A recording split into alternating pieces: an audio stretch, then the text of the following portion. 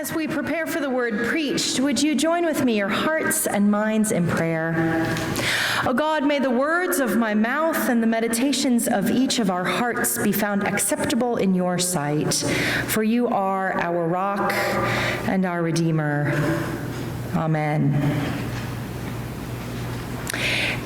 It's true, the psalm for today includes no tree imagery. Did you catch that? Psalm 26, a psalm about justice and righteousness, is featured, though, in our anchor song for this sermon series, which we're singing each Sunday following the message. And that hymn is entitled Trees. The writer of that hymn paired a psalm with a different vision of a tree, each evoking a different attribute of God. They assigned Psalm 26 to the tree of justice, so we had to go with it. And that meant that it was up to me to choose what tree would symbolize the unwavering integrity and steadfastness of God. A tree that we could imagine saying, "I do not sit with the wicked." My mind immediately jumped to banyan trees, my favorite kind of tree. Now, the first banyan tree I ever encountered was in the happiest place on earth and was made of steel and concrete. Ah, yes, now you clearly see banyan trees in your head because the Swiss family Robinson made their home in a banyan tree. But I have to tell you that magic cannot outdo Mother Nature. Standing in front of a tree will take your breath away.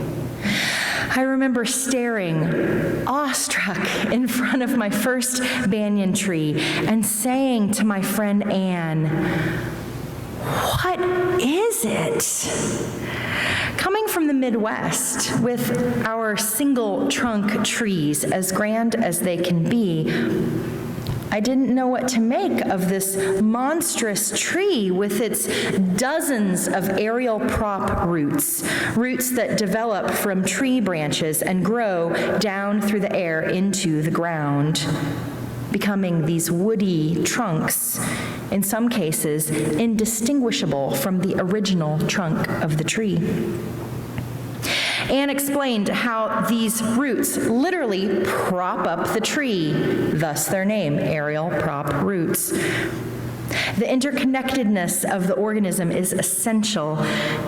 The tree relies on the sturdy support of the aerial prop roots. Without them, the tree would fail. And even when the trunk becomes hollow, the prop roots keep the tree standing.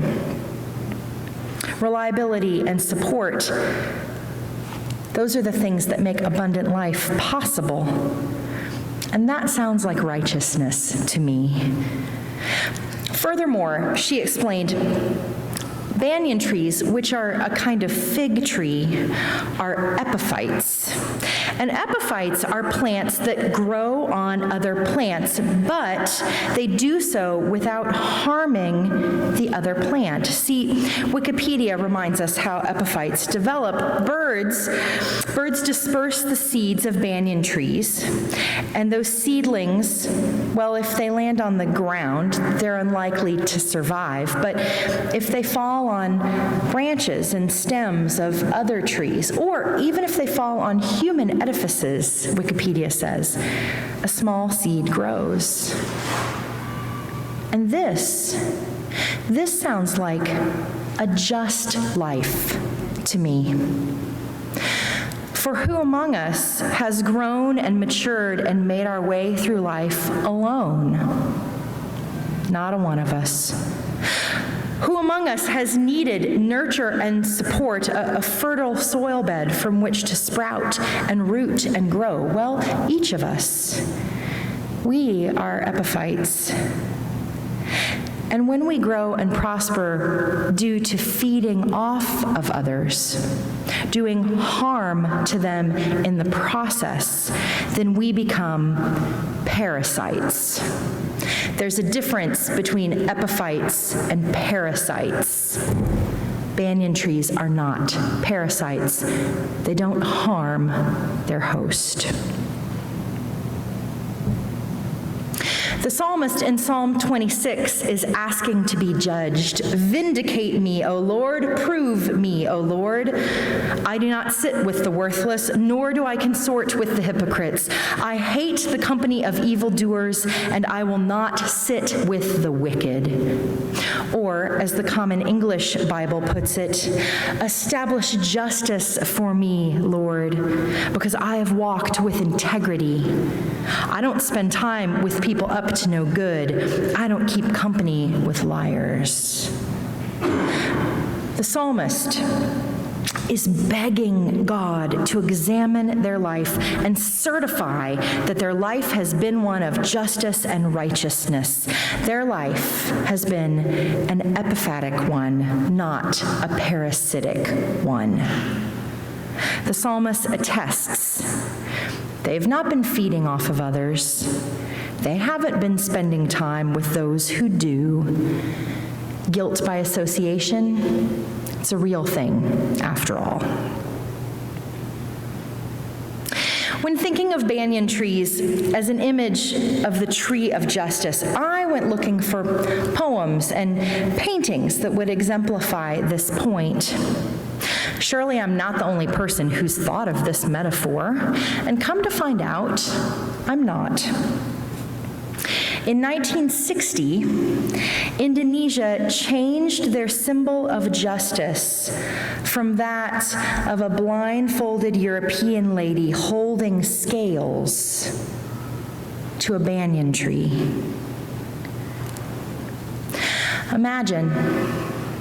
Imagine what a difference it would make to see the symbol of justice in your country as one of the trees that grow and prosper in your land, providing food and fuel for your people, rather than to look upon the symbol of justice for your country only to see one of the people who came to colonize, suppress, and subjugate your people, holding the scales of justice while they do it. Colonization has been and continues to be a parasitic force in the world. It is wicked, as the psalmist writes. It is not the way of the righteous, and it is not just. As I went about the week praying both Psalm 1 from last Sunday and Psalm 26 daily upon waking each morning, side road, have you been doing your homework? Have you been reading the psalm each morning, CUCC? Get on it this week. It'll change the way you look at the world, I promise. After reading the Psalms each morning, I would turn to the news, as I normally do. And of course, in our local news, I saw reports of the Christensen sentencing trial.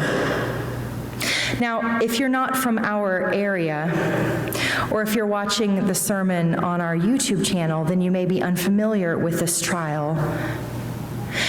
2 years ago, Ying Zhan, a Chinese scholar, went missing.